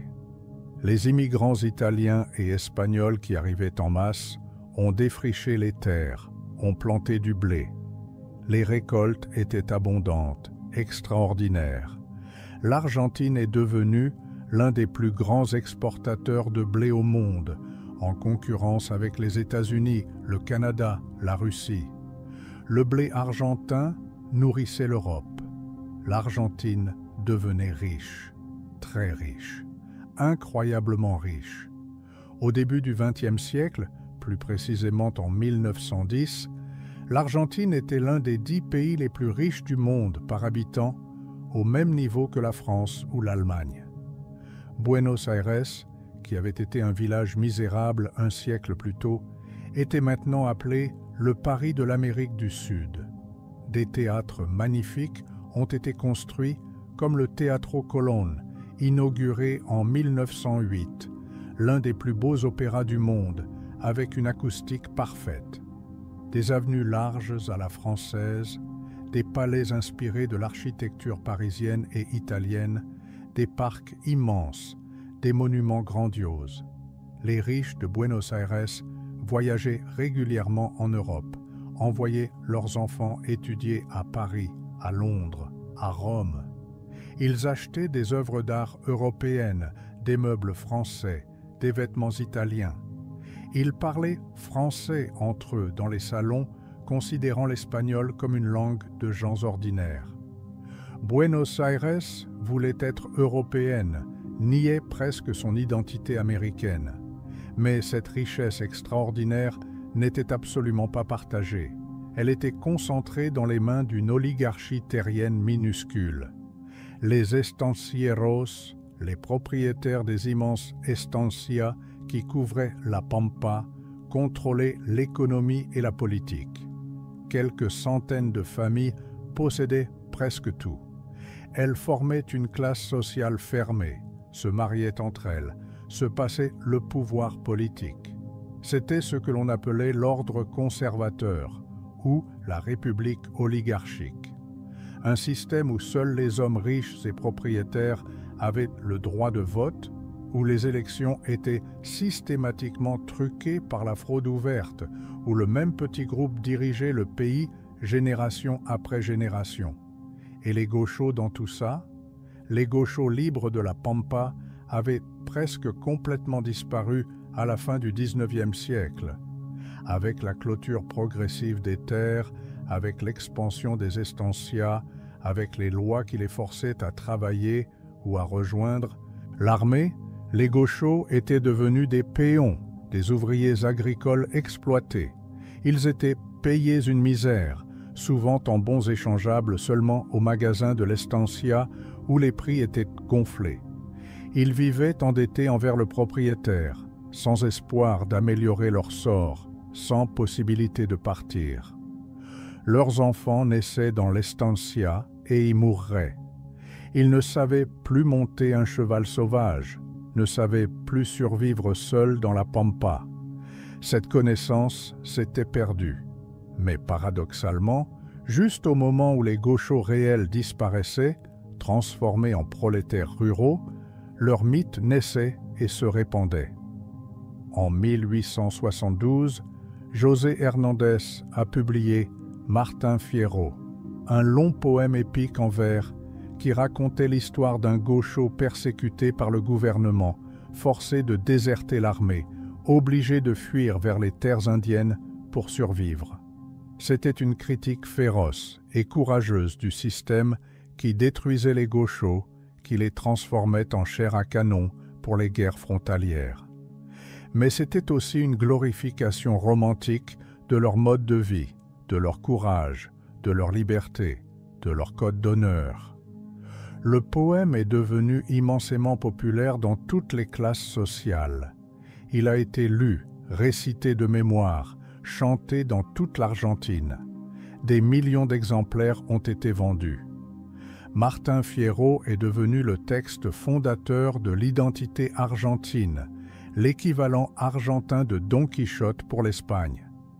Il a créé l'image romantique et mythique du gaucho que les Argentins conservent encore aujourd'hui dans leur imaginaire collectif.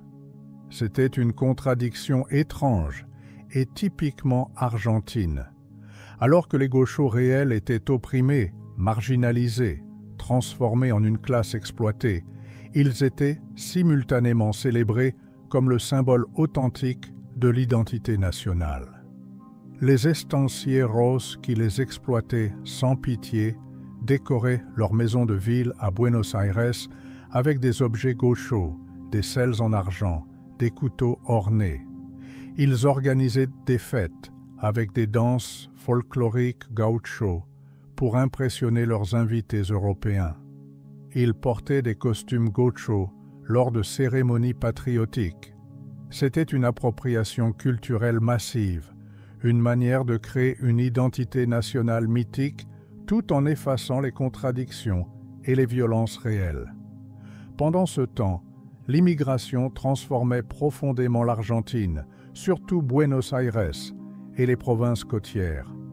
Entre 1870 et 1930, plus de 6 millions d'immigrants sont arrivés en Argentine.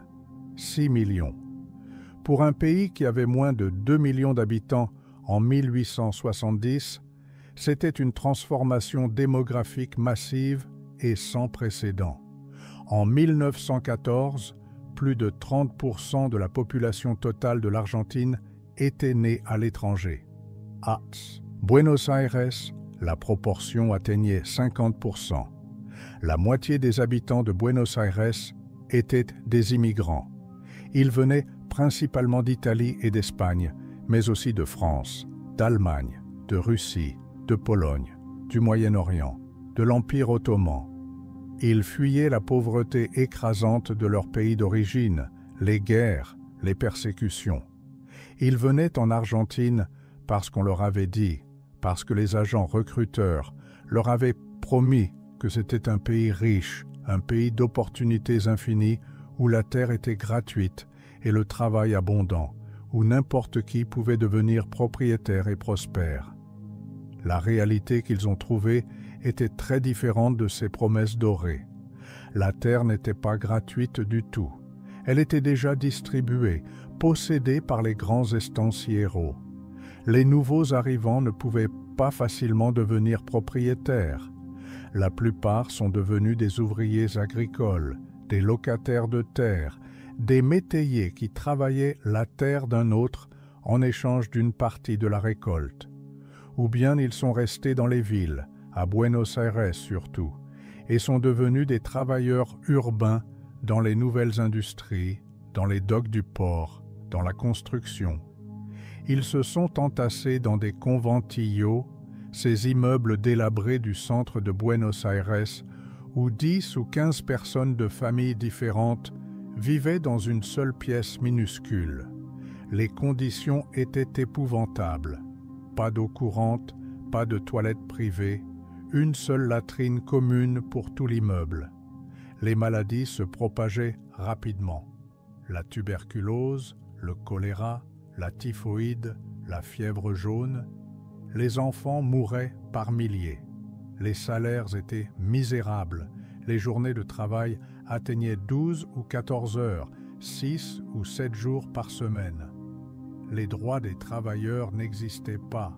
On pouvait être viré à tout moment, sans compensation, sans recours. Ces immigrants ont amené avec eux des idées politiques nouvelles et dangereuses pour l'ordre établi. L'anarchisme, le socialisme, le syndicalisme révolutionnaire. En Europe, surtout en Italie, en Espagne, en France, ces mouvements ouvriers étaient déjà forts, organisés, menaçants pour les élites. En Argentine, ils ont trouvé un terrain extraordinairement fertile. Les ouvriers, argentins natifs et immigrants, ont commencé à s'organiser en syndicats, en sociétés de résistance comme on les appelait. Ils ont commencé à faire grève pour exiger de meilleurs salaires, de meilleures conditions, une journée de travail de 8 heures. La première grande grève en Argentine a eu lieu en 1890, organisée par les ouvriers du port de Buenos Aires. Puis les grèves sont devenues de plus en plus fréquentes, de plus en plus massives. En 1902, une grève générale a paralysé Buenos Aires pendant plusieurs jours. Le gouvernement oligarchique a réagi avec une violence extrême. La police a tiré sur les grévistes dans les rues. Des dizaines de personnes ont été tuées, des centaines blessées. En novembre 1902, le Congrès argentin a adopté la loi de résidence, une loi répressive qui permettait au gouvernement d'expulser n'importe quel étranger, considéré comme dangereux pour l'ordre public ou la sécurité nationale, sans procès, sans possibilité d'appel.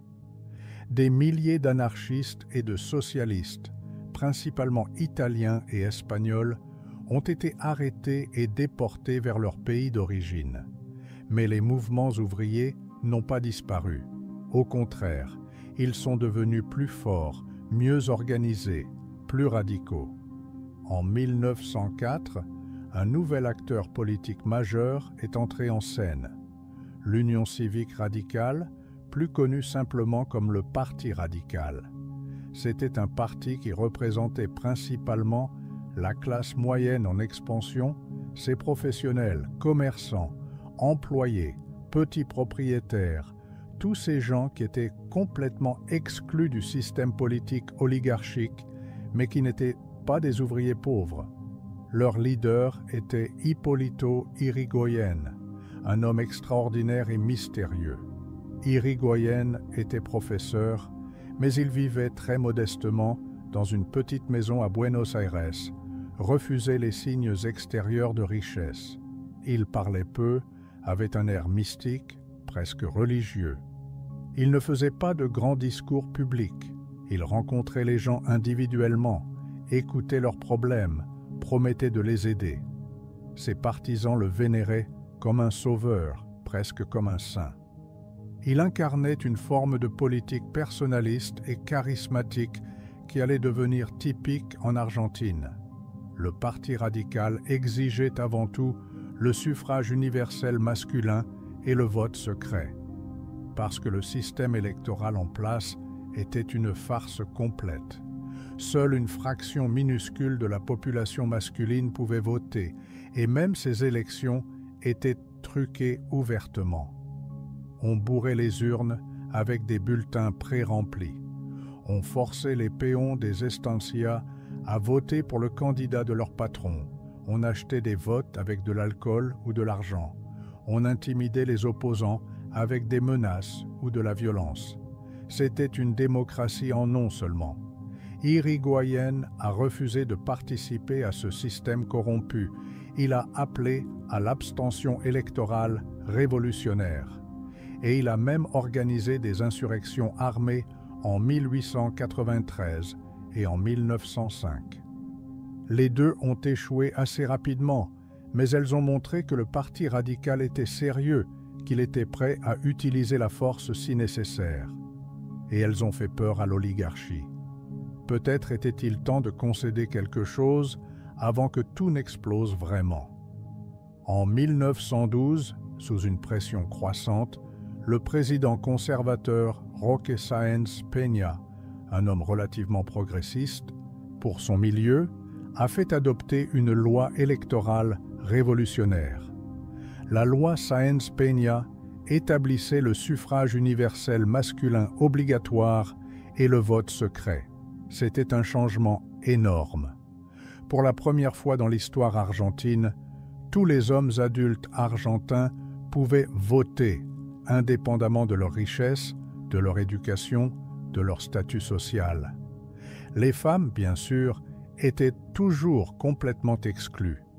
Elles ne voteraient qu'à partir de 1951.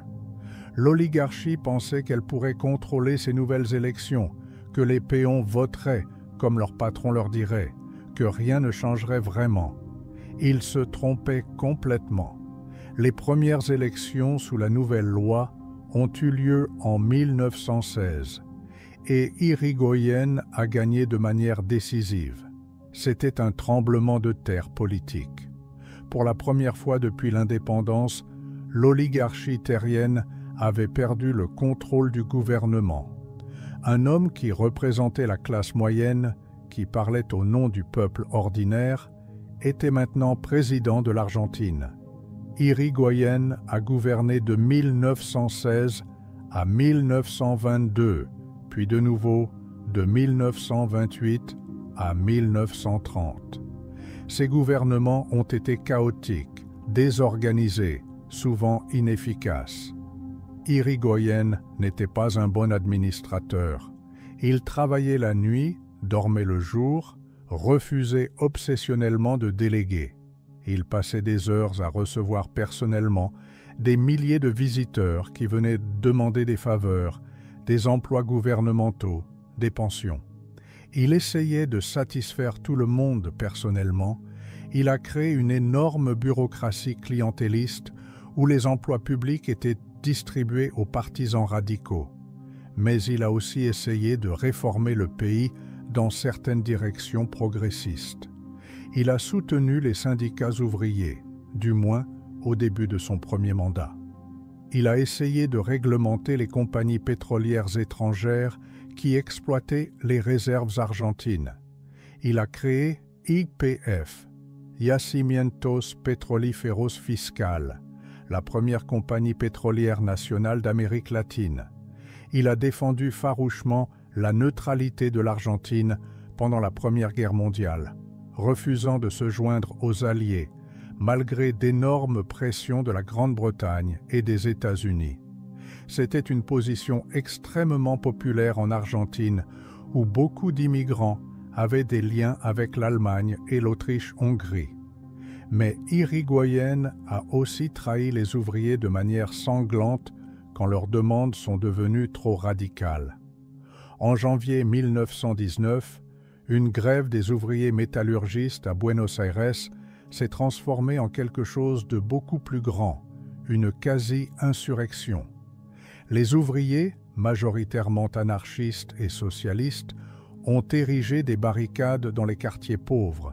Ils ont affronté la police. Ils ont occupé des usines. Irigoyen, paniqué, a envoyé l'armée et la police. Ils ont tiré sur les foules de grévistes et de manifestants. Des groupes paramilitaires de droite, regroupés dans la Liga Patriotica Argentina, composés de jeunes hommes de l'élite et de la classe moyenne, ont attaqué les quartiers ouvriers, spécialement les quartiers juifs russes qu'ils associaient au bolchevisme. Ils ont brûlé des maisons, battu et tué des gens. C'était un véritable pogrom dans les rues de Buenos Aires. On estime qu'entre 150 et 700 personnes ont été tuées pendant cette semaine tragique de janvier 1919. Les chiffres exacts ne sont pas connus parce que beaucoup de corps ont disparu, jetés dans le fleuve ou enterrés dans des fosses anonymes. Irigoyen, le président populaire, le président du peuple, avait du sang sur les mains. Puis, en 1920 et 1921, une autre tragédie encore plus terrible s'est produite en Patagonie. Les travailleurs des grandes estancias de moutons, ces ouvriers ruraux qui travaillaient dans des conditions épouvantables pour des salaires misérables, se sont organisés en syndicats anarchistes et se sont mis en grève pour exiger de meilleurs salaires et conditions. Les demandes étaient modestes, raisonnables. Mais les estancieros, ces propriétaires terriens britanniques et argentins qui possédaient des millions d'hectares, ont refusé catégoriquement de négocier. Le gouvernement d'Irigoyen a envoyé l'armée sous le commandement du lieutenant-colonel Héctor Benigno Varela. Ce qui s'est passé ensuite était un massacre pur et simple. Les grévistes, qui avaient déposé les armes et accepté de négocier, ont été systématiquement fusillés. Des centaines, peut-être plus de 1000 personnes ont été exécutées sommairement sans procès, alignés devant des pelotons d'exécution, leurs corps jetés dans des fosses communes dans la pampa patagone. C'était un génocide ouvrier commandé par un gouvernement supposément progressiste. Ces événements tragiques ont marqué la fin de toute alliance possible entre les radicaux et le mouvement ouvrier. Les anarchistes et les socialistes ont compris définitivement qu'Irigoyen n'était pas leur ami, qu'il défendait en fin de compte le système capitaliste et l'ordre établi, même s'il essayait de le réformer superficiellement. La classe ouvrière argentine allait chercher d'autres leaders, d'autres solutions, d'autres idéologies. Entre-temps, Buenos Aires continuait sa transformation vertigineuse. C'était maintenant une métropole géante de plus d'1,5 million d'habitants, la plus grande ville d'Amérique latine, plus grande que n'importe quelle ville espagnole ou italienne. Les rues grouillaient de vie à toute heure. Les tramways électriques, introduits au début du siècle, circulaient dans toutes les directions, transportant des milliers de passagers. Les premières, automobiles, encore rares et luxueuses, commençaient à apparaître, klaxonnant bruyamment pour écarter les charrettes à cheval. Les cafés, ces institutions fondamentales de la vie porteña, étaient remplis d'hommes qui discutaient passionnément de politique, lisaient une douzaine de journaux quotidiens, jouaient aux échecs ou aux cartes, buvaient du café ou de l'absinthe. Les théâtres, les cinémas, les cabarets présentaient des spectacles en espagnol, en italien, en yiddish, en français. Les librairies vendaient des livres du monde entier, souvent avant qu'ils n'arrivent en Espagne. Et il y avait le tango. Pas le tango élégant et romantique que vous connaissez peut-être des salles de danse modernes, mais le tango authentique et sombre des années 1900 et 1910, né dans les bordels et les bars louches du port de Buenos Aires. C'était une musique et une danse des marginaux, des immigrants, des prostituées, des souteneurs, des voyous. Le tango parlait de trahison amoureuse, de jalousie meurtrière, de solitude urbaine, de nostalgie pour un pays lointain qu'on ne reverrait jamais. C'était une musique profondément triste, mélancolique, parfois violente dans son intensité émotionnelle. Les paroles étaient en lunfardo, l'argot complexe de Buenos Aires, un mélange fascinant d'espagnol, d'italien, de français, de langues africaines, de calo-gitan. C'était une langue secrète, presque incompréhensible pour ceux qui ne faisaient pas partie de ce monde interlope. Le tango était considéré comme vulgaire, obscène par la société respectable. Les familles bourgeoises interdisaient strictement à leurs enfants de le danser. L'Église catholique le condamnait régulièrement comme une danse immorale qui menait au péché. Mais le tango a survécu et s'est répandu. Et quand il a été exporté à Paris dans les années 1910, quand il est devenu une mode dans les salons parisiens, soudain il est devenu respectable en Argentine aussi, selon cette logique coloniale typique où ce qui est accepté en Europe devient automatiquement acceptable ici. Les riches qui l'avaient méprisé ont commencé à le danser dans leurs clubs privés. Le tango est devenu progressivement un symbole de l'identité argentine, au même titre que le gaucho. C'était une autre appropriation, une autre façon de créer un récit national en effaçant les origines troubles et marginales. Carlos Gardel, le plus grand chanteur de tango de tous les temps, est devenu une idole nationale, presque une divinité. Personne ne savait vraiment d'où il venait. Il prétendait être né à Toulouse, en France, en 1890, mais c'était probablement un mensonge destiné à cacher des origines plus humbles. Il était peut-être né à Montevideo, en Uruguay, fils illégitime d'une blanchisseuse, ou à Buenos Aires même, peu importe vraiment. Ce qui comptait, c'était sa voix extraordinaire, chaude, expressive, mélancolique, absolument parfaite pour le tango. Ses chansons comme Mi Buenos Aires Querido, Volver, El Dia que me quieras, Cuesta Abajo sont devenus des hymnes nationaux non officiels. Quand Gardel est mort tragiquement dans un accident d'avion à Medellín, en Colombie, en juin 1935, toute l'Argentine a pleuré comme si elle avait perdu un membre de la famille. Son enterrement à Buenos Aires a attiré des centaines de milliers de personnes. Et on dit encore en Argentine que Gardel chante de mieux en mieux chaque jour, un dicton qui signifie que les morts deviennent des légendes, que la mémoire embellit et mythifie tout. Mais pendant les années 1920, malgré les apparences de prospérité et de modernité, l'Argentine n'allait pas bien du tout.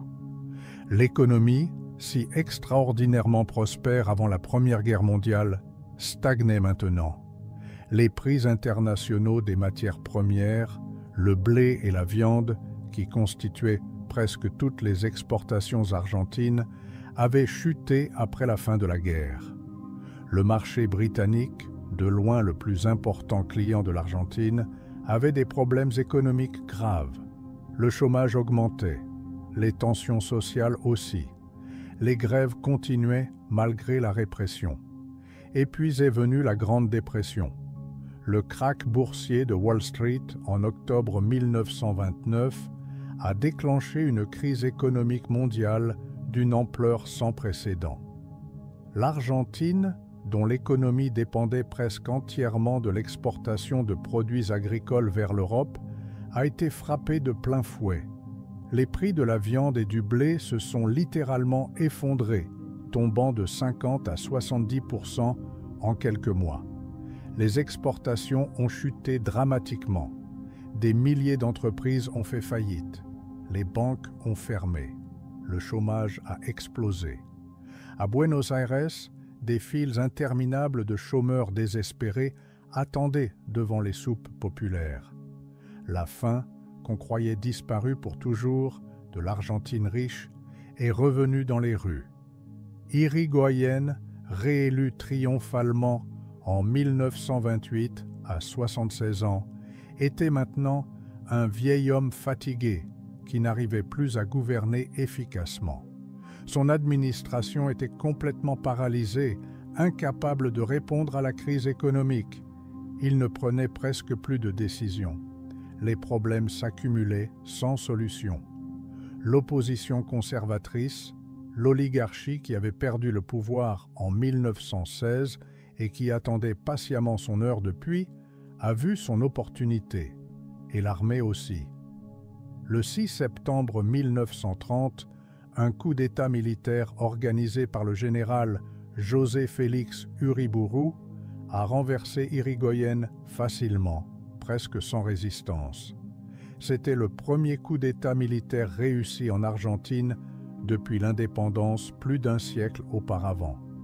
Malheureusement, ce ne serait absolument pas le dernier. Au contraire, il ouvrait une ère de coups d'État militaires récurrents qui allait hanter l'Argentine pendant le reste du XXe siècle. Uriburu admirait ouvertement Mussolini et le fascisme italien. Il voulait créer un régime corporatiste autoritaire en Argentine, abolir la démocratie parlementaire qu'il méprisait comme faible et corrompue. Mais il n'a pas réussi. Les conservateurs traditionnels l'ont utilisé pour reprendre le pouvoir, puis l'ont rapidement écarté quand il est devenu clair qu'il n'avait pas assez de soutien pour imposer sa vision fasciste. De 1930 à 1943, l'Argentine a été gouvernée par une succession de présidents conservateurs, tous issus de la vieille oligarchie terrienne, élus par des élections systématiquement truquées. Cette période est connue en Argentine comme la década infâme, la décennie infâme. C'était un retour complet à l'ancien système oligarchique d'avant 1916. La fraude électorale était massive, ouverte, cynique. On ne se donnait même plus la peine de la cacher. Le gouvernement était profondément corrompu.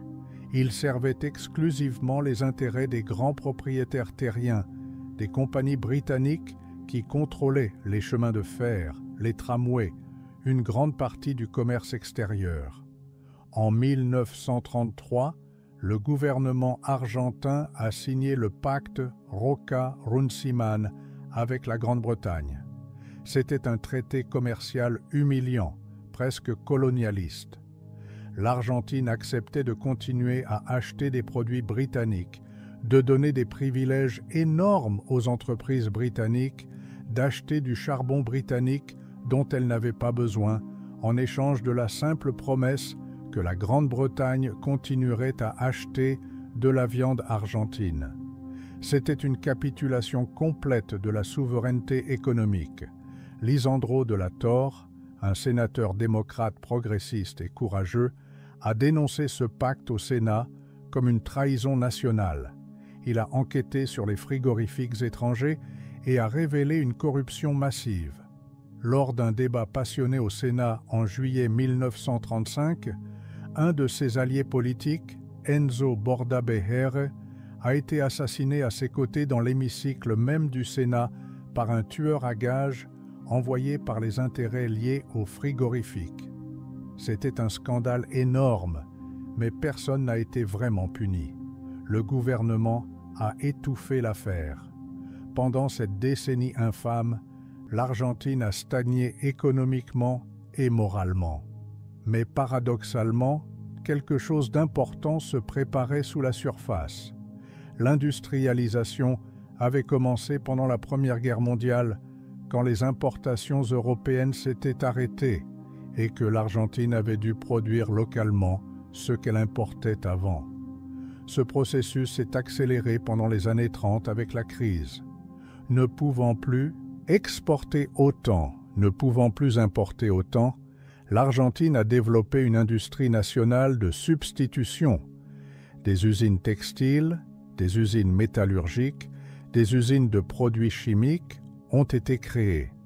Et ces usines employaient de plus en plus d'ouvriers.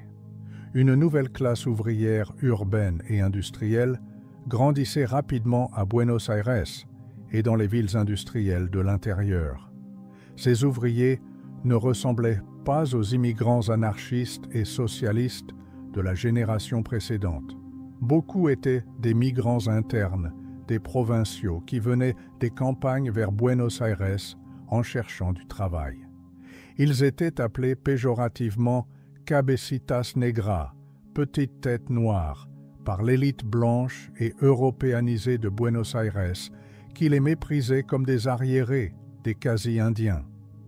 Ces nouveaux ouvriers n'étaient pas attirés par l'anarchisme ou le socialisme international. Ils cherchaient quelque chose de différent, quelque chose de plus national, de plus argentin.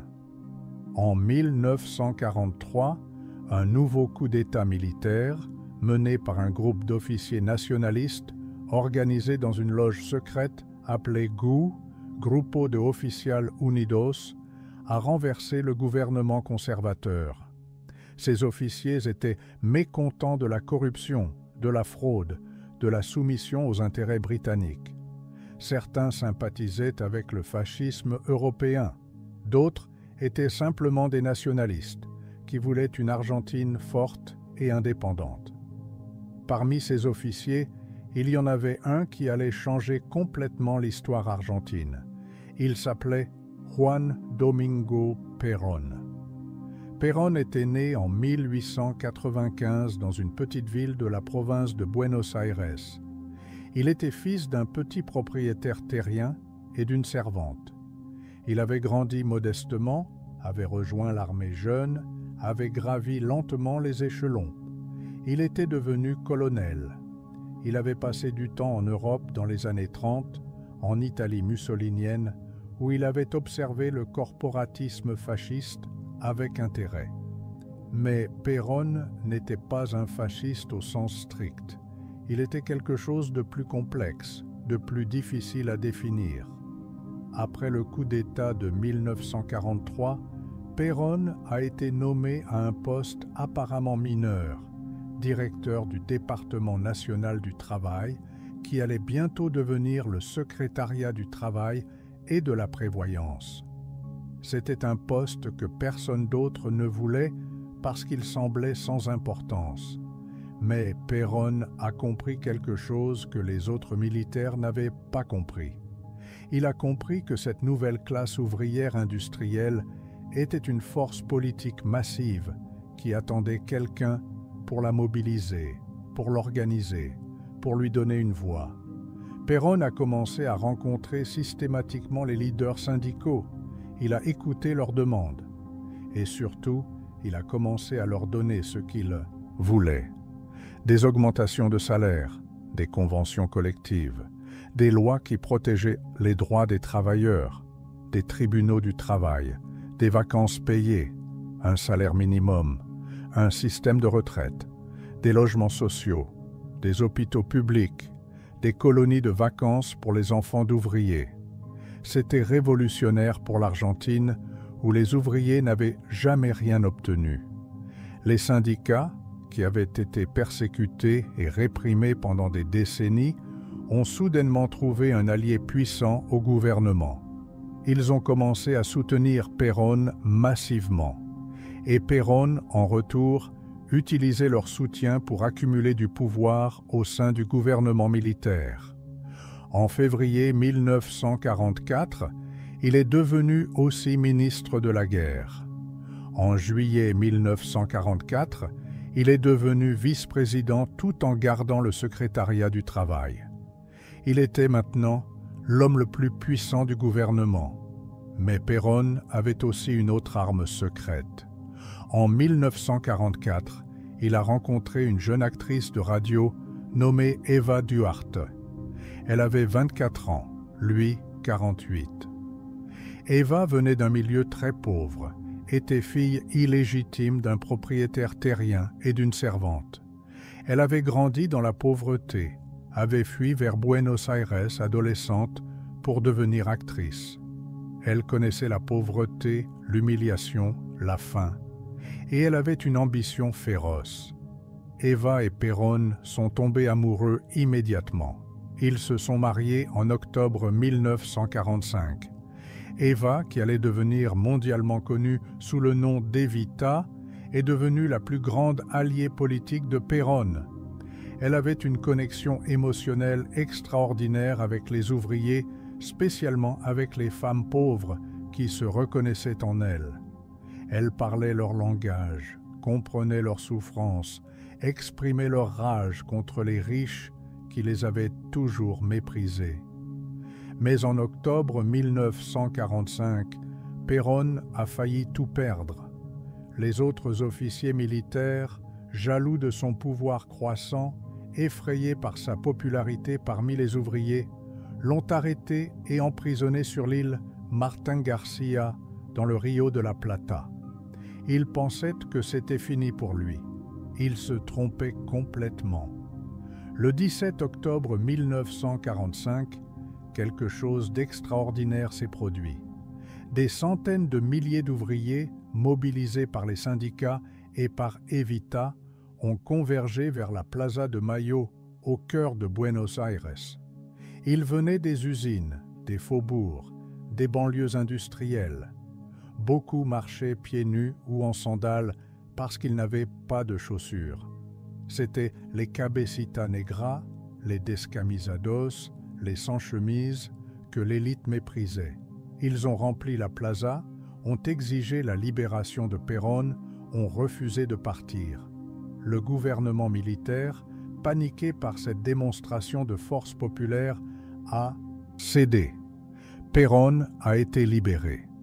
Il est apparu sur le balcon de la Casa Rosada, le palais présidentiel, et a parlé à la foule en délire. Le 17 octobre est devenu la date mythique fondatrice du péronisme. C'était le jour où la classe ouvrière argentine avait découvert son pouvoir politique, où elle était devenue un acteur historique impossible à ignorer. En février 1946, des élections présidentielles ont été organisées. Perón s'est présenté comme candidat. L'opposition, une coalition disparate de conservateurs, de radicaux, de socialistes, de communistes, tous unis dans leur peur de Perón, a présenté un candidat commun. L'ambassadeur américain a publiquement accusé Perón d'être un nazi, essayant de le discréditer. Cela a eu l'effet inverse. Perón a gagné confortablement avec 54% des votes. C'était une victoire écrasante et incontestable. Perón a gouverné l'Argentine de 1946 à 1955. Ces années ont transformé complètement le pays, pour le meilleur et pour le pire. Perón a créé un État-providence étendu. Les salaires réels ont augmenté de 50% pendant son premier mandat. Le chômage a pratiquement disparu. Les droits des travailleurs ont été inscrits dans une nouvelle constitution en 1949. Un système de santé publique gratuite a été créé.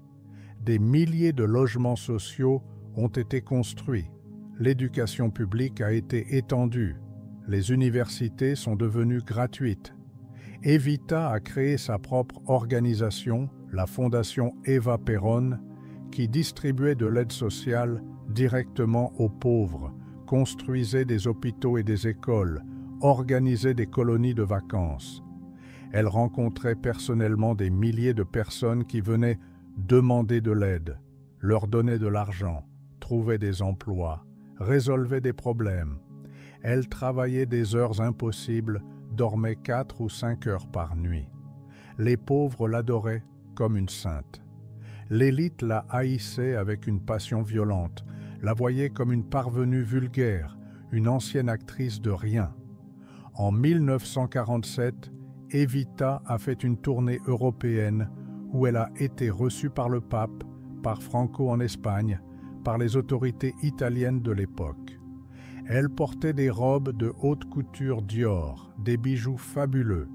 C'était une manière de montrer que l'Argentine était riche, puissante, que même une fille de pauvre pouvait devenir une reine. Mais cette ostentation a aussi commencé à créer des problèmes, des accusations de corruption, de détournement de fonds. En 1951, Evita a lutté pour obtenir le droit de vote pour les femmes argentines. La loi a été adoptée. Les femmes ont voté pour la première fois en 1951 aux élections législatives. La majorité a voté pour Perón, bien sûr. Evita voulait se présenter comme vice-présidente aux côtés de Perón en 1952, mais l'armée s'y est opposée violemment. Perón a cédé. Evita a dû renoncer publiquement lors d'un meeting massif. Elle pleurait. La foule pleurait. Evita était malade. Elle avait un cancer de l'utérus avancé. Elle souffrait terriblement, mais continuait à travailler, à apparaître en public. Le 4 juin 1952, pour la réélection de Perón, elle est apparue à ses côtés, si faible qu'elle pouvait à peine se tenir debout, soutenue par une structure cachée sous son manteau de fourrure. Elle pesait 37 kilos. C'était la dernière fois que le peuple la verrait vivante. Elle est morte le 26 juillet 1952 à 33 ans. L'Argentine entière a pleuré. Son corps a été embaumé par un médecin espagnol dans l'intention de le conserver éternellement, comme Lénine. Il allait avoir une histoire bizarre et macabre dans les décennies suivantes. Perón, sans Evita, n'était plus le même. Il a perdu sa connexion émotionnelle avec les masses. Il est devenu de plus en plus autoritaire, paranoïaque. Il a attaqué l'Église catholique, essayant de légaliser le divorce et la prostitution. C'était une erreur catastrophique dans une Argentine profondément catholique. Les évêques l'ont excommunié. Les catholiques se sont retournés contre lui. En juin 1955, des avions de la marine ont bombardé la Plaza de Mayo pendant un meeting péroniste, tuant plus de 300 civils. C'était une tentative de coup d'État qui a échoué, mais qui montrait que l'armée était divisée. En septembre 1955, un nouveau coup d'État militaire, la Révolution Libertadora, a finalement réussi. Perón s'est enfui sur une canonnière paraguayenne. Il est parti en exil, d'abord au Paraguay, puis au Panama, puis au Venezuela, puis en Espagne, franquiste, où il s'est installé pour les 18 années suivantes. Les militaires qui ont pris le pouvoir ont essayé d'effacer le péronisme. Ils ont interdit le parti péroniste. Ils ont interdit de prononcer le nom de Perón ou d'Evita. Ils ont enlevé le corps embaumé d'Evita et l'ont caché pendant des années, finalement en Italie, sous un faux nom. Ils ont persécuté les péronistes. Mais ils n'ont pas réussi à détruire le mouvement. Les ouvriers restaient péronistes. Les syndicats restaient péronistes. L'Argentine est entrée dans une période d'instabilité chronique. Coup d'État militaire, gouvernement civil faible élu avec le péronisme interdit, crise économique récurrente, inflation galopante, violence politique croissante. En 1973, après 18 ans d'exil, Perón a été autorisé à revenir. Des millions de personnes l'ont accueilli. Il a été réélu président à 77 ans. Mais il était vieux, malade, dépassé par les événements. Il est mort en juillet 1974. Sa troisième épouse, Isabel Perón, lui a succédé et est devenue la première femme présidente d'un pays dans l'hémisphère occidental. Mais elle était incompétente, manipulée par un conseiller sinistre. Le chaos a empiré.